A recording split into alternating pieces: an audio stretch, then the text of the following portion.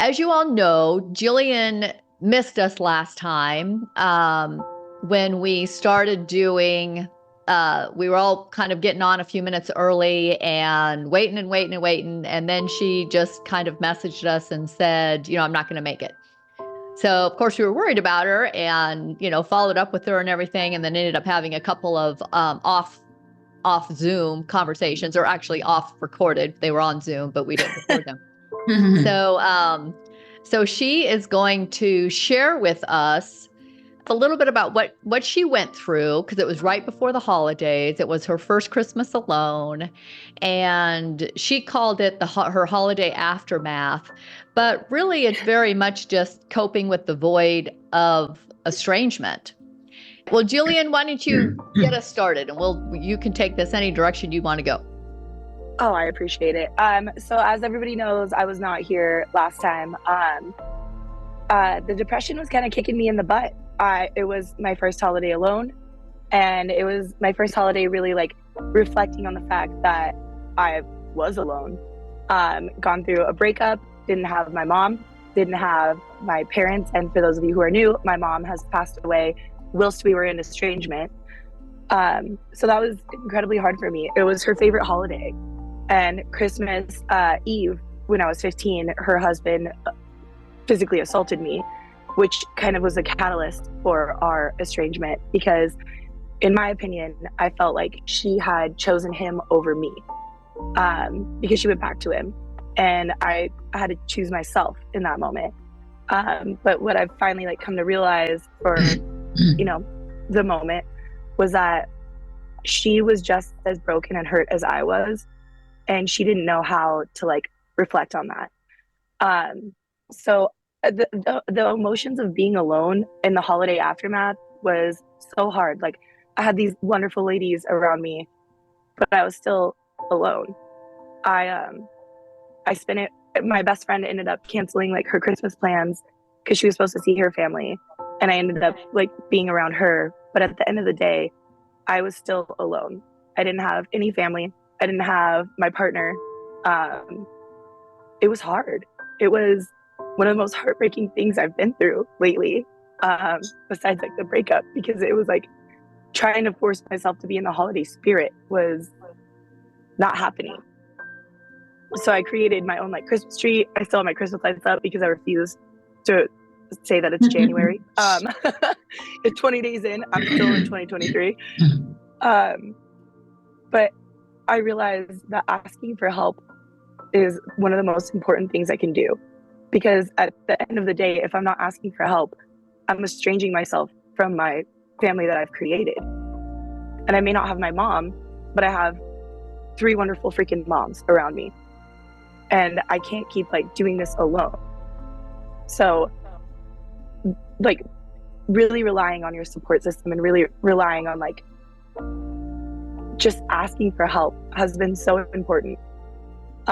This year it was extra hard because it was really just the first time I've been alone and been allowed to reflect on this. And just, God, the depression was so bittersweet because I was able to not only reflect on what was happening, but reflect on me as a person. And I was getting out of the shower the other day and I looked in the mirror and it just hit me like a ton of bricks, where I was like, this isn't me.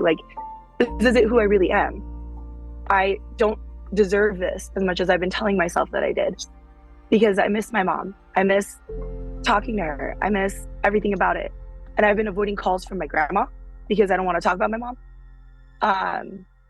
It's just been a year of reflection, 2023, where I think everybody was kind of on the struggle bus. And I was the conductor of that. So yeah, I mean, the holiday aftermath was so hard because then you're just left with what? January? We have Christmas, we have New Year's, and then we have January. Mm-hmm. Yeah. Okay, I'm going to pop myself back in here. Because as I listen to you and being on the calls and things that we were on Christmas, it made me think about grieving and what you're describing to me is grief and processing that.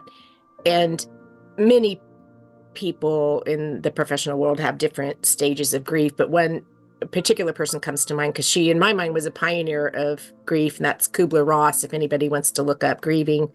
And she identified some stages, but grieving, what we're going through and what you went through is something. I had a rough time the day before Christmas Eve. That night was terrible for me, and I was grieving. And so I knew, having gone through Lisa's course, that I was in level 1. I dropped to level 1, which grieving stages, grieving parallels the stages that the levels that Lisa has. We just call them different things. They're in grieving, it's called stages, and Lisa calls them levels, and they're parallel. And as I'm hearing you and what I went through that night, I knew, having been in level 1, having gone through it, there was work to do. If you find yourself stuck, like you sound like you're stuck because you're in December, there's work to do. And for me, it was helpful to go back through level 1 and do that work again on this particular thing that was going on. And then I could get out, I guess, work through it and move on. I'll say that sounds better. The two most important things that have come up for me in this are to remember to connect and communicate, which you did. So you did that for yourself, and that's awesome. It's very hard to do. I honestly didn't do it the night I was having trouble. I did not connect and communicate. I worked in level 1. It would have been more helpful for me to connect and communicate. And I think people think, because I'm a psychologist, that automatically what I know is going to connect with my heart, and automatically things are going to happen for me, and they don't. So Jillian, I'm very proud of you for being able to connect and communicate, because you reached out, and it was great for all of us to have the calls and connect and communicate and say what was going on. So I just think, let's try to remember those 2 words, to connect and communicate. And as I was just now, sorry, my mind, I just keep thinking all the time, but I was thinking like connect and communicate, 2 C's. And then, people make that heart shape. So if you can kind of remember, maybe that'll help, to connect and communicate. And that's what I think. Like that. Yeah, me too. All right. That's great.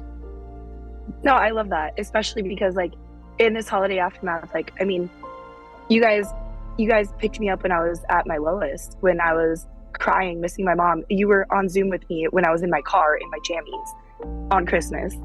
Like, you were concerned because there was some dude who was behind me. Like, I think it's the hardest thing is to ask for help, especially when you feel like you don't have any help.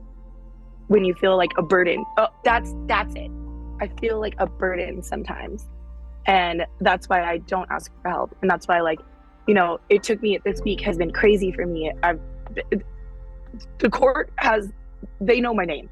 Not for my purposes, but other purposes. But like, just, it was so hard to even look at my phone and communicate, because I'm still dealing with the depression. I'm still stuck. I'm still grieving. Like, first Christmas alone, that sucked. And I don't think I can emphasize enough how much asking for help and like having you ladies, and like, I still want to be in December. I still want to be on that Zoom call. I still want to be in my car, because I don't want to move forward. I hate feeling alone. And that's all I'm feeling. Yeah, that's the depression. And you said burden. How can we help somebody? How can we help you? Because, you and I text some, and I don't want to be a burden to you either. So I don't want to text too much. So let's, communicate. We talk about communicating. Let's communicate now and see, what is helpful for you. What do you really need? Do I text you too much? I think you absolutely do not, because I'm usually the one texting you. But I think that, like, when people are in this stage, like being like also a student of psychology and like having my own degrees in it, I think that what people need is like connection. And especially when we're feeling your most down, like I have the head knowledge, but I don't have the heart knowledge. Like much like you said, Yeah. the things that we know don't necessarily always apply to us. Mm-mm. So I think anybody really feeling the same way that I feel would need just, it's not nobody else is a burden when you're feeling like a burden. Okay.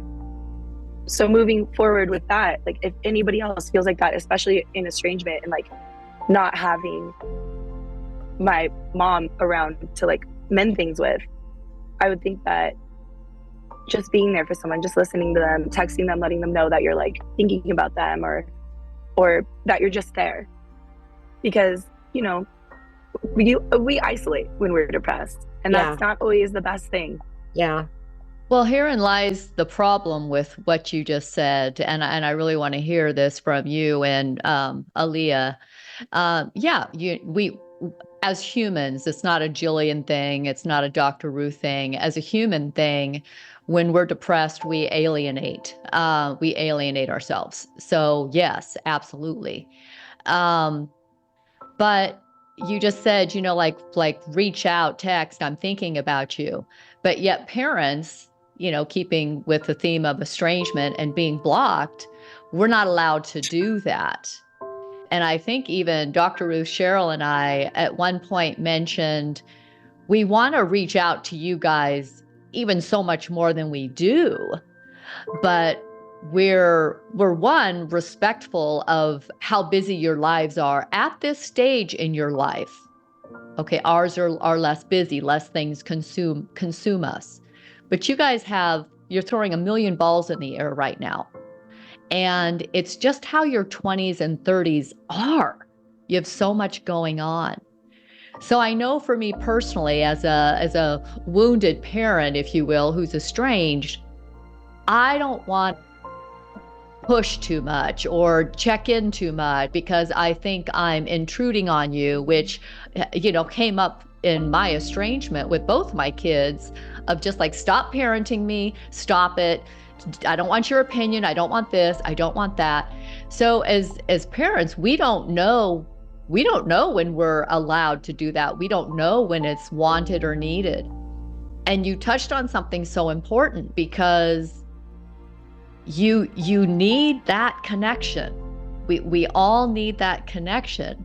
But yet when you go no contact or push it away from you, now it's kind of a little bit more of a slippery slope trying to come back and maybe get something that you've banned from yourself.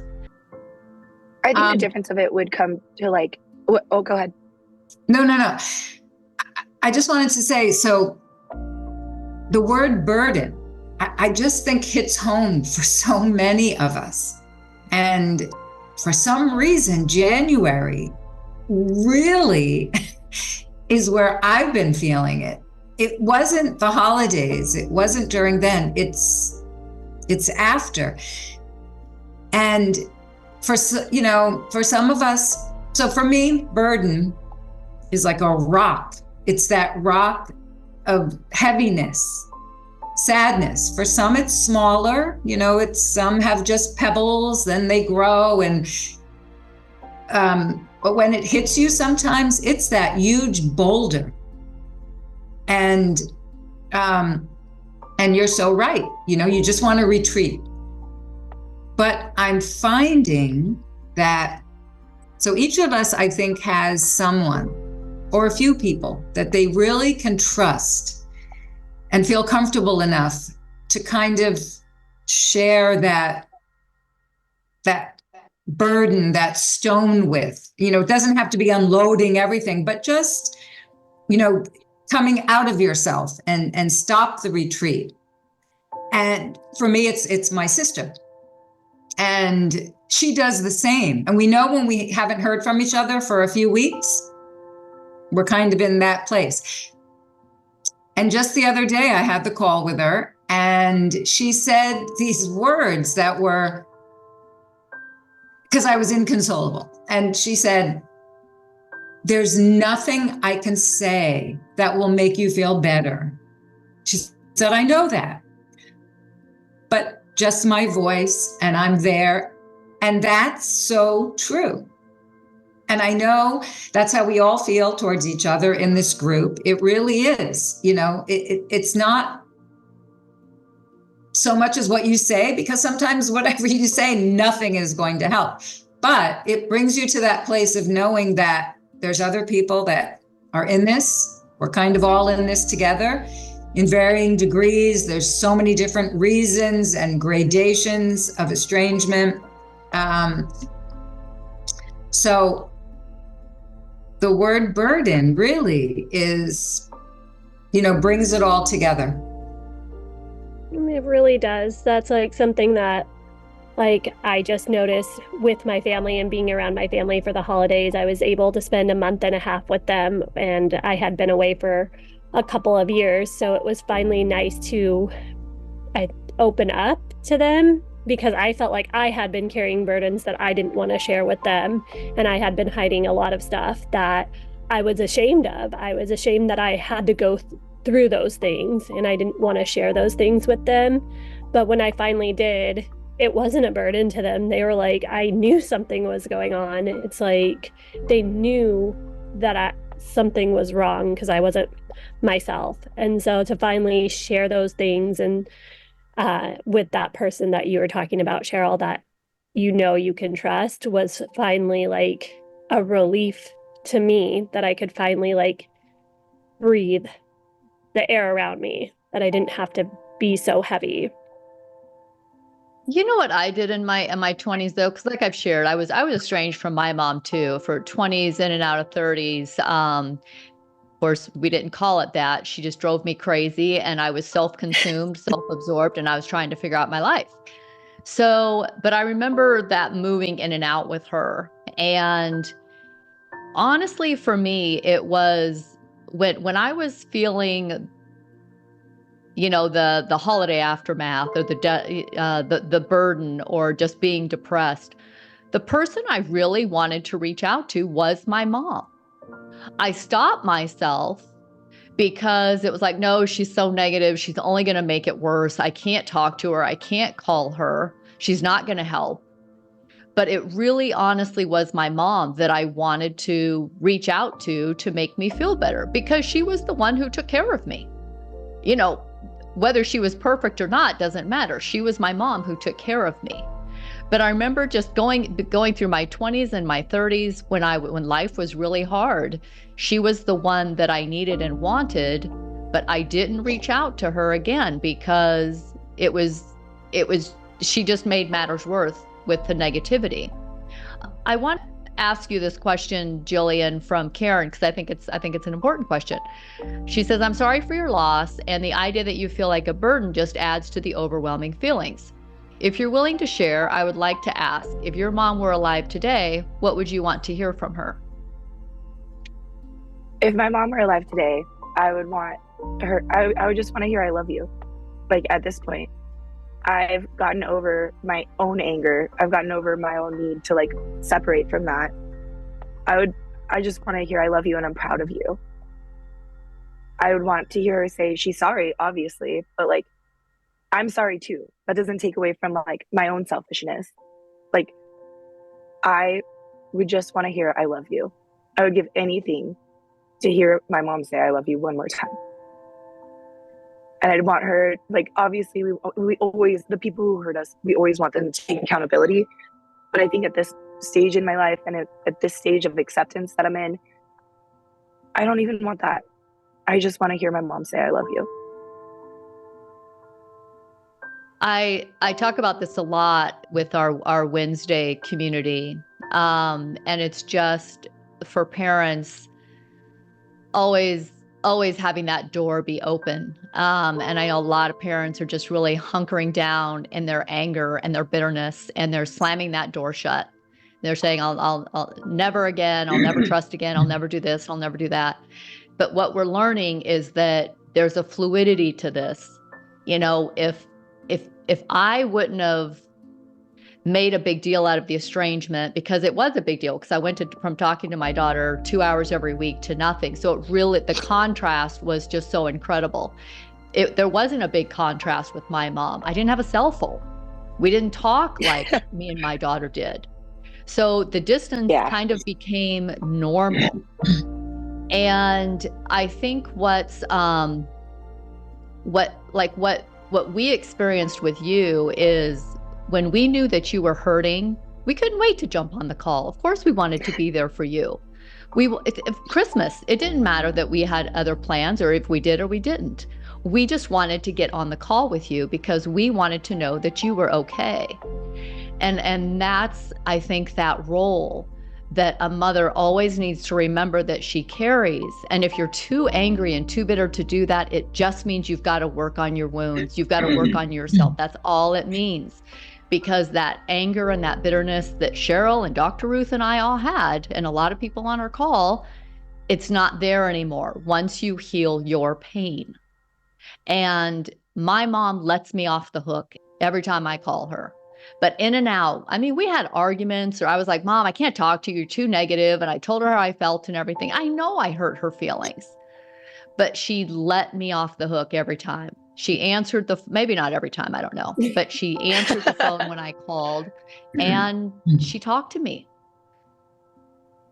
And that was like one of the reasons I came back from estrangement, because I knew that door was always open.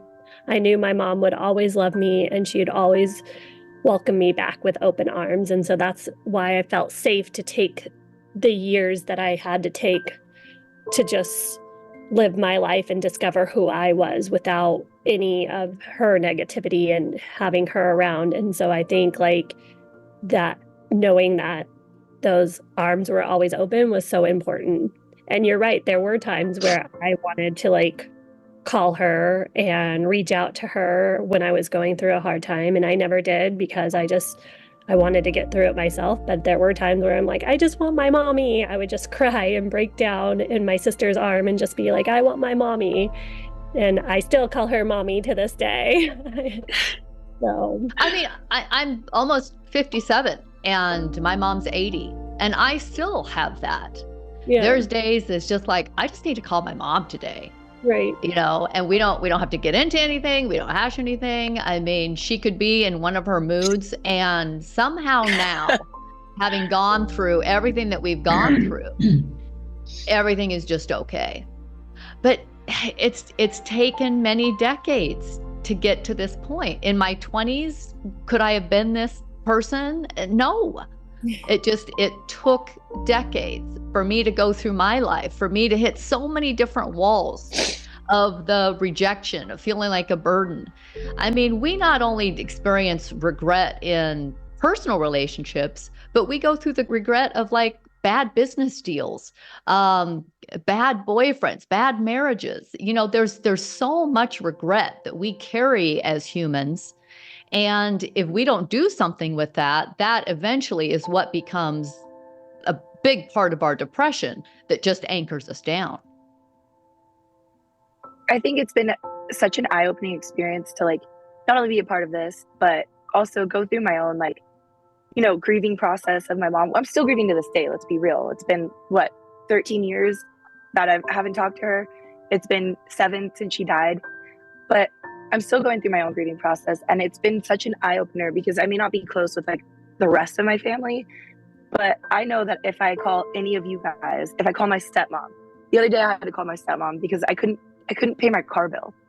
And my ex, who's on the freaking car lien or whatever, like the note, he was forwarding the emails that he was getting. And I was like, okay, I'm working on it.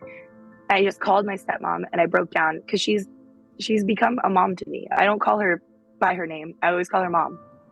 And like, much like Aaliyah, like you call Patty mommy, I call my dad daddy. And like, you know, to me, like, that's just that. And I'm able to call my stepmom, have a breakdown, and her just be like Pumpkinhead, I wish I was there for you. Pumpkinhead, I wish I was there. And then she sends me money. She just pays my car bill. And it was such a relief because I'm like, as you know, going to a new job, but like, this has been incredibly hard, and like asking for help and talking to my mom. Like, I don't want to call her because I don't want to be a disappointment. I don't want to be a burden. I don't want to just be this 20-something that's still trying to figure out what the heck I'm doing. Like in our email where I was like, who the heck let me be an adult? Like, who approved this? Not me. I didn't want this. But here I am.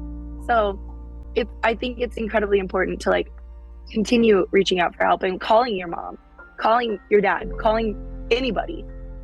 Because Leah, I haven't talked to you in freaking months. Yeah. Like, this is the side effect of the holiday aftermath, because yeah, like Cheryl said, it's not the holidays, it's January. And I feel like in a way we all have these expectations because January makes us reflect on the year that we had. Another year of not talking, another year of being estranged, another year of this. And January calls for reflection. And I think sometimes we get disappointed in ourselves because when we reflect, it's not what we wanted it to be. And that's okay. Yeah, and we have our New Year's resolutions, you know, that we never got through the first 56 years, so we decided to do that again. And No, I've stopped making resolutions because I know I'm not going to meet them. Good. Set intentions. But you know, Exactly. on that note, it is. I mean, I remember 20s being very difficult. I think the 20s was the most difficult decade of my life. And there was an incredible pressure to be so successful and to have all of life's answers. And I don't know why. I don't know why we feel that way. I think it's just we want control so much of our life. And we do everything we possibly think we can to get that control so that everything feels okay. But here's the big secret. It's never okay. Life always throws us challenges. And even if your love life is great, now you have work challenges, ex-boss challenges. It's just part of being human and overcoming. But what if we didn't? What if we didn't have those things? What if life was a bed of roses and a walk in the park every single day? We'd be pretty darn bored. Contrast that makes us know how amazing life is. Yeah, because I think the highs are pretty high, but then the lows make you appreciate when the highs happen. And if we would never recognize the good for the good if we didn't take the bad with it. And that includes estrangement. Like, I have such an appreciation now for like even my family. Like, sure, I avoid my grandma's calls because she's going to be negative. But when I call her, it's always such a delight to hear from her because it's a connection to my mom. And like I said, I would give anything just to hear my mom say that she loved me one more time.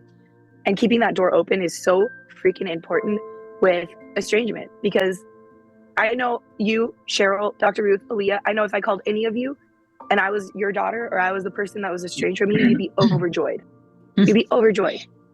Where I think we have this misinterpretation of what the estrangement means of, oh, it's all anger, it's all malice, it's all out of spite. But at the end of the day, it's really just, we just want to hear from them. We just want to know that you're there. We want to know that like everything is okay. And I regret so much my estrangement with my mom. I know why it had to happen, but the outcome was not what I expected at all. I thought that there would still be a day where I could call my mom and like not discrediting my stepmom at all right now, because she's an amazing woman. But would I trade her call to call my mom? Yes, I would. I'd still call Tina, but I'd call my mom.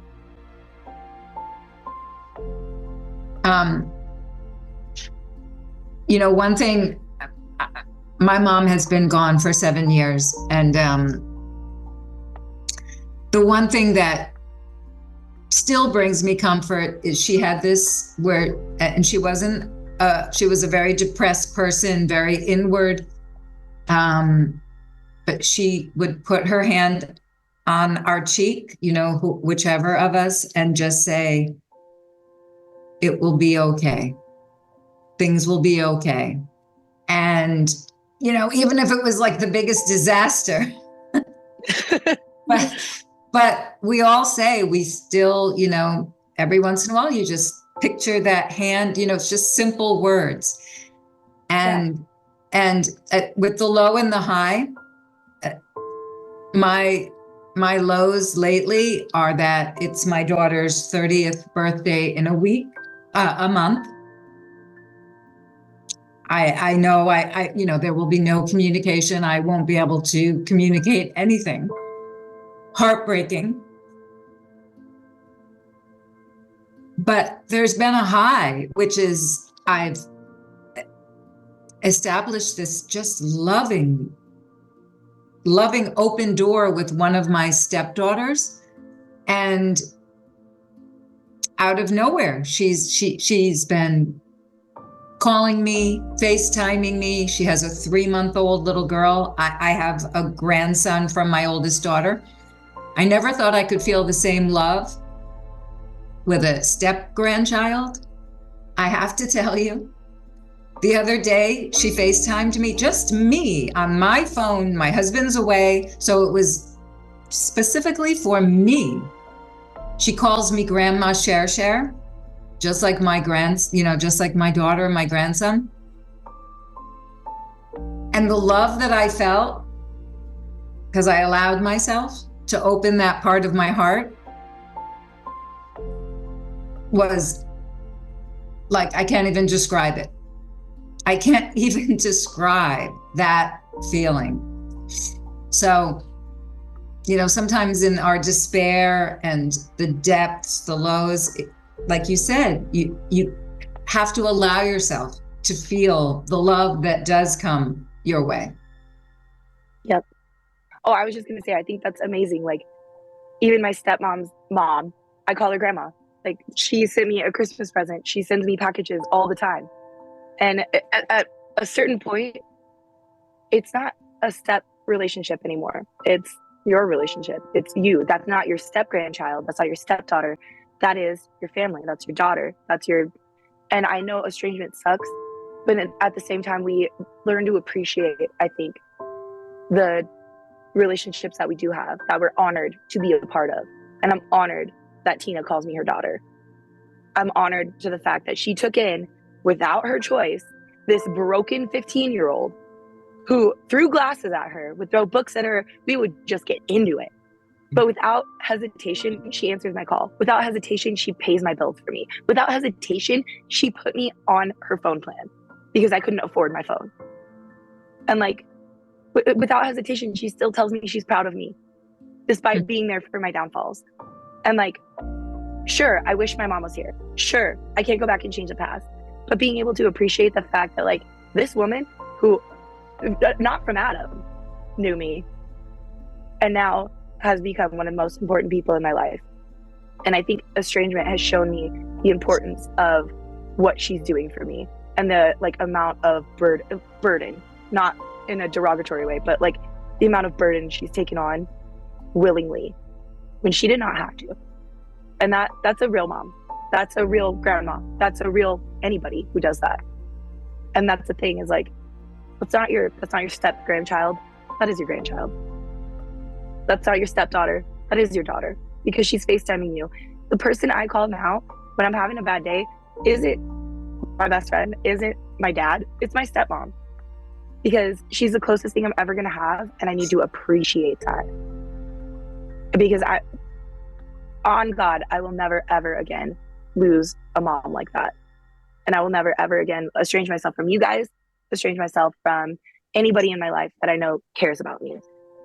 Because sure, we can go through bad times and like people stop talking, people like, create their distance. But when it's permanent, it kind of hits different. It kind of really makes you realize like, damn, this isn't going to last forever. This isn't going to be something that is just given to me and guaranteed, because it's not all guaranteed. And what if the relationships that we need aren't the exact same ones that we want? Like Cheryl just described, she's developing new relationships. You have a new relationship. And Vicki put in the chat, and if we didn't go through hard things, we would not be able to understand and help someone else who may be going through the same thing. Yeah, all of us are in this same boat. You know, our multi-generational Facebook group. I hope you all are in that. And we're getting a lot of young people coming in. We have a mother and daughter in our group now who are, you know, taking a step towards one another. I mean, all of these are very positive things, but this can only happen with an open heart and an open door. And for me, the way that I constantly remind myself, regardless, so like, you know, another birthday passes, or you have another birthday that passes and you don't hear anything. And it's very understandable to want to get upset or angry or bitter or depressed during those times. It's understandable. I have complete empathy for anyone who's experiencing that. But the way, honestly, that I move through them, because I'm having a birthday in 2 days, I probably won't hear anything from my second daughter. But I just remind myself of who I want to be through, as I'm getting older, throughout my life. And, you know, Jillian, you said in the very beginning of like, God, this isn't who I am. Yeah, and that's a big part of 20s, 30s, 40s, 50s, is really just trying to figure that out. Life. Yes, thank you, life. And, you know, for me, I don't care what my daughter does. If I really want to know unconditional love, that door is always going to be open. Always. It doesn't matter what she does. That's the thing. Like, what do you do with these relationships that like you have, but like not necessarily the one that you want? But you keep the open door. You keep an open heart. And that's exactly what I think it is, because life isn't about meeting our own expectations, because let's be real, none of us are going to live up to it. None of us are going to be the perfect daughter, the perfect wife, the perfect anything that we want, the perfect mom. But when I put on, like, I have my mom's jacket back there that I always wear because it's cold as heck here in Colorado. And I hate it. I don't know why I moved here. But, you know, at the end of the day, it's not about meeting these expectations. It's about accepting the ones that we have. And if we continue to put these expectations that are not realistic, we're going to continue to be disappointed. Like, what if I put the expectation on my stepmom that I had from my mom? If I put all that on her, she would never meet that. But she's gone above and beyond what a stepmom should, because she's my mom. She's not my stepmom. And her mom is not my step-grandma. I don't call her step-grandma, I call her grandma. Mm-hmm. And do I want to have a better relationship with the rest of my family? Yeah. But it's about accepting what you have, because their expectations are not going to be met. We can't even meet our own expectations. That's why January sucks. Oh. Okay, thanks for coming to my TED Talk. Leah, were you going to say something? No, it's true. It's just like, just being grateful for the relationships that we have and the people that we do have in our life. And it just reminds me of why you started this. I just had your back. is right. That bridge for the people. And it's great that we're seeing that and you're seeing that now. And it's not only the bridge between the families that have been estranged, but a bridge between us, where now Jillian has people in her life that she can talk to, whether it's family or not, right? And just having you being able to text us and stuff, it's maybe not always about healing with the person, but healing through somebody else. Yeah. And I don't mean, like, I've been isolating like crazy. But you ladies you've been the people I talk to the most, honestly.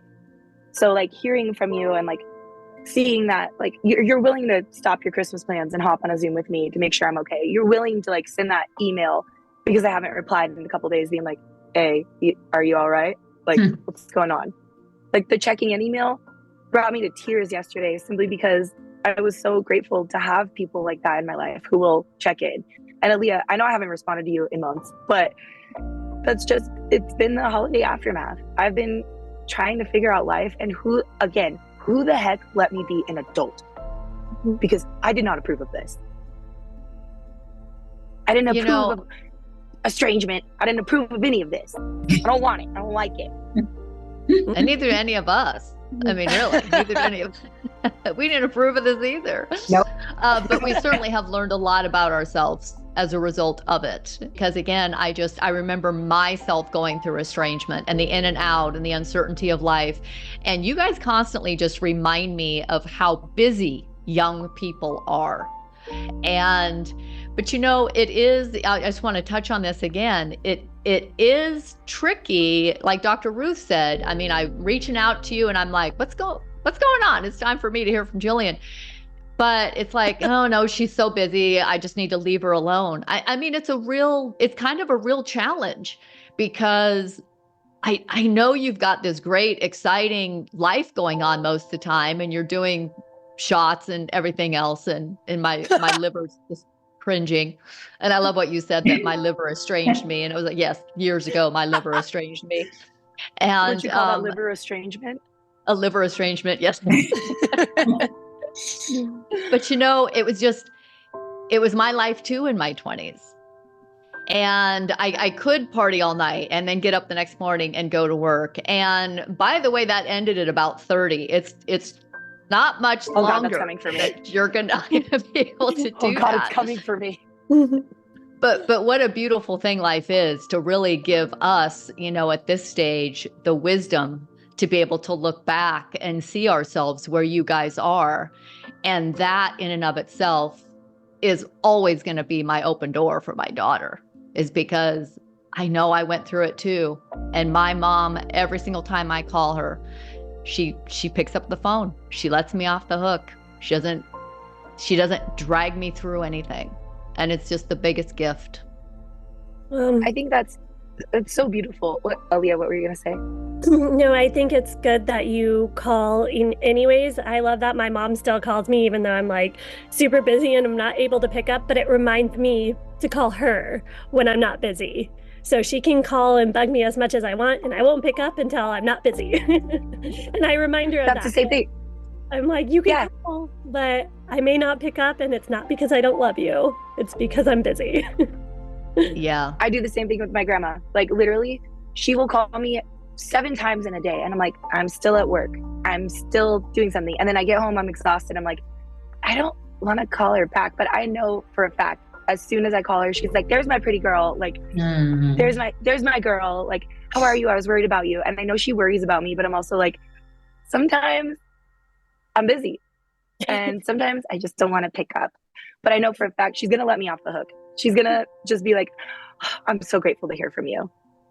And sometimes I'll send her a text and just be like, hey, at work, even when I'm not at work, let's be real.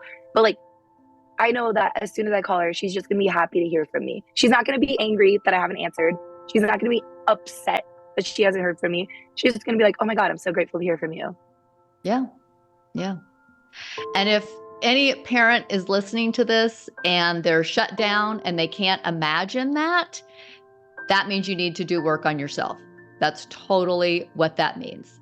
I'll have Aaliyah share the link to our community. We meet weekly.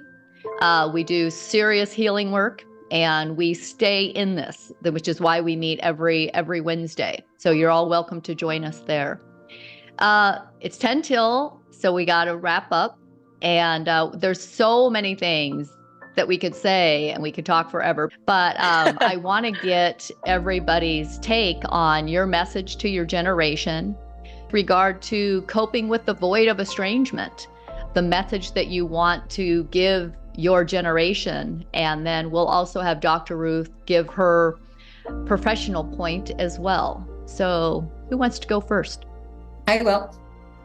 Cheryl? My message for today is keep your heart open. As much as you can, as big as you want, as little as you want, keep it open for love that comes your way. Someone who wants you in their life, someone who wants to show you their love, that wants your love back. Keep it open. That's mine. Perfect. Mine is basically the same, also that, but don't give up. Call your mom. Don't isolate yourself and estrange yourself from the rest of everything. You don't need to do this. We are healing and we're on a journey, and we don't have to be alone. So call your mom. Mine is remembering that you're not a burden, that how you're feeling is not a burden on your family. And once you share it, you'll feel that way too. It seems you don't have to hold it all the weight on your shoulders. And I think that's something that I realized being around my family and just immersing myself, and just lean on those that you love because it's never a burden to them. And I think mine is going to be, and then I'll let Dr. Ruth wrap us up. Mine is moms, dads who are estranged. Please keep your heart open. I mean, I hope you'll listen to these conversations, share these conversations, join our Facebook group, see what's happening there, read some of the comments on, yes, I've got a great deal of haters and they're wonderful, but there's also some really beautiful, wonderful people there of all ages who are coming around. And I want that for all of us. I want all of us to just have this experience of being open-hearted, because you don't know who needs you in that moment. And if you're shut down, you're going to miss the signals. You will miss the signals. So please, just everyone, keep your hearts open. I know it's not easy, but it's because it's who you are. Do it because it's who you are, not because of what somebody did to you. Do it because it's who you are. Dr. Ruth? I think I would just say to remember the 2 words. Do you remember them? This is quiz time. Connect and communicate. Yeah, connect and communicate. That should be our group motto. 4 minutes. Okay. Connect and communicate. This is coming up a lot as far as, but how do you communicate with somebody who's unreasonable? Okay.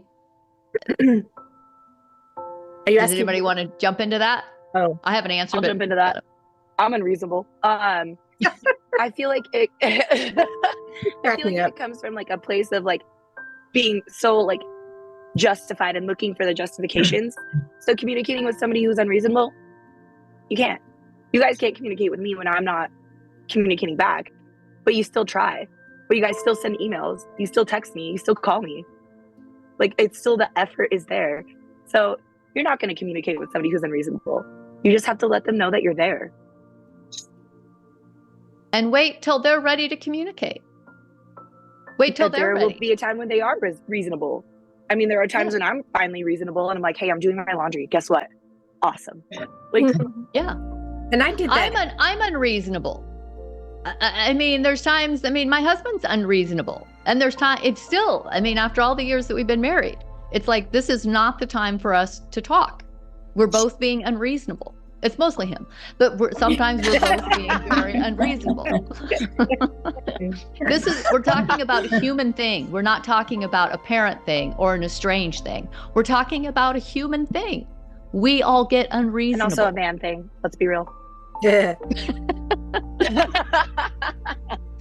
We've got to talk about men sometime, because I know we brought up your dad. Okay, I'm sure we have 5 minutes, so let's do this real quick. You brought up your dad last time about how your dad's just not really a big communicator. And I do want to give a shout out to dads, because as you know, your dad's roughly my age. And one of the biggest things that estranged parents are getting dumped on for is that we can't talk, we can't express, we can't just, the communication isn't there. Well, we weren't allowed. Children should be seen and not heard. It was never, ever accepted, cultivated, anything. And for the boys, it was 1,000 times worse. If you showed any sign of emotion or weakness, you got the crap beat out of you. So our men, the older generations, are not going to be forthcoming. Your dads, they're not going to be forthcoming with probably what you need at all. And you're just going to have to, again, open your heart. You learn to be the one to be reasonable and try to see it from the other person's point of view. Because we've all been through a lot of stuff.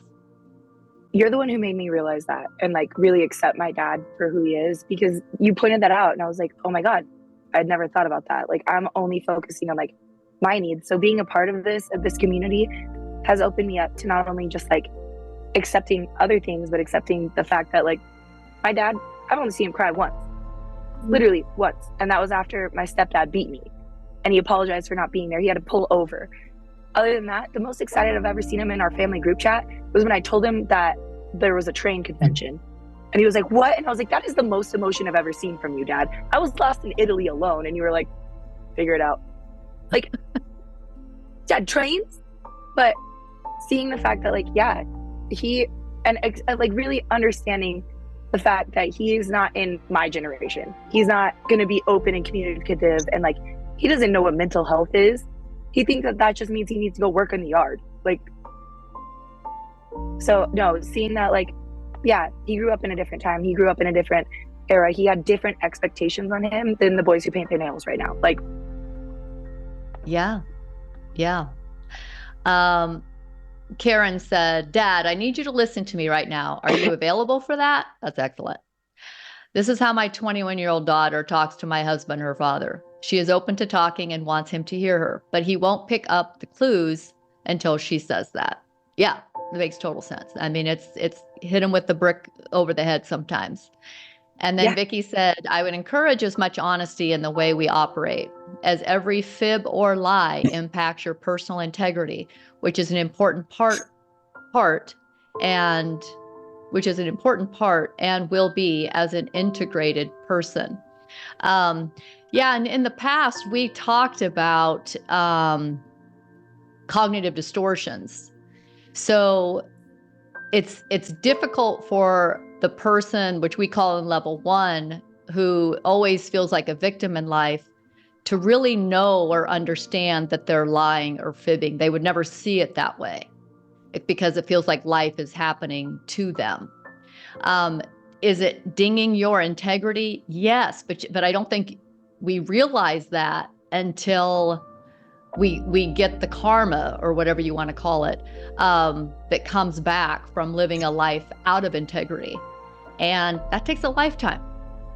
Understanding what integrity looks like takes a lifetime to often figure out. So we got to cut each other some slack. We really do. Mm-hmm. We do. Ladies, I'm so grateful for you. And I mean, all of us reach out to each other when we need to. And I love this community. I love you all. And you've just been, you've been such a gift. I love you guys. Thank you all so much.